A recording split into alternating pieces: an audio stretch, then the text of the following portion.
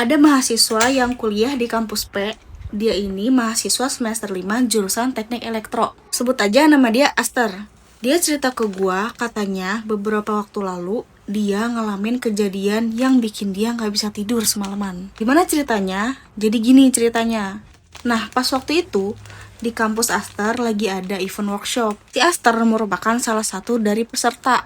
Hamin satu sebelum workshop, Aster nih perlu install aplikasi buat kegiatan workshop. Nah, instalasinya ini dibantu sama dosennya di sebuah lab komputer. Karena install aplikasinya memakan waktu yang cukup lama dan peserta workshop lumayan banyak, terpaksa Aster harus di lab komputer sampai lumayan malam. Sebelum malam tiba, tepatnya di waktu maghrib, Aster ini minta tolong ke temennya, sebut aja dia Violet, buat temenin dia mindahin motor dari parkiran ke dekat gedung lab komputer. Niatnya kalau udah beres gak usah jalan jauh ke parkiran. Di sini Violet ngeiyain. Singkat cerita, Aster dan Violet itu lari-larian di tangga deket lab komputer. Kata Aster, cepetan udah maghrib.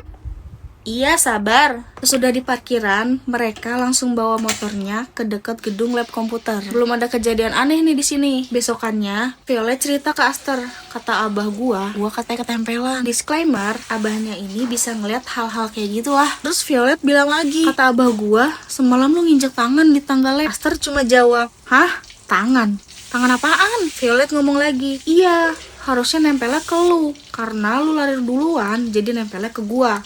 Karena gue di belakang lu. Aster yang kurang percaya sama hal-hal begitu, dia bilang, gue mana tahu ada tangan di situ. Ah, iman gue lebih kuat kali daripada lu. Violet jawab lagi, hei, jangan sembarangan lu kalau ngomong. Nah, singkat cerita nih, Aster dan Violet ngelewatin tangga yang sama. Tapi di sini mereka nggak naik, cuma ngelewatin aja. Pas mereka masuk ruangan workshop, tiba-tiba leher Aster kerasa panas banget dan gak nyaman. Setengah acara workshop berjalan, Aster ngerasa lehernya tuh makin panas. Dan akhirnya dia minta tolong Violet buat panggilin dosen yang ngerti sama hal-hal begitu.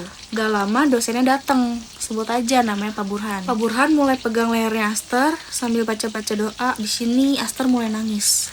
Dan semua orang yang ada di ruangan itu tertuju ke Aster. Akhirnya, Pak Burhan ngebawa Aster keluar. Aster dibawa ke ruangan dosen, dia dibacain doa sampai nangis-nangis. Nah, di sini Pak Burhan bilang, kamu yang di tangga ya? Aster sebenarnya sadar Pak Burhan ngomong apa.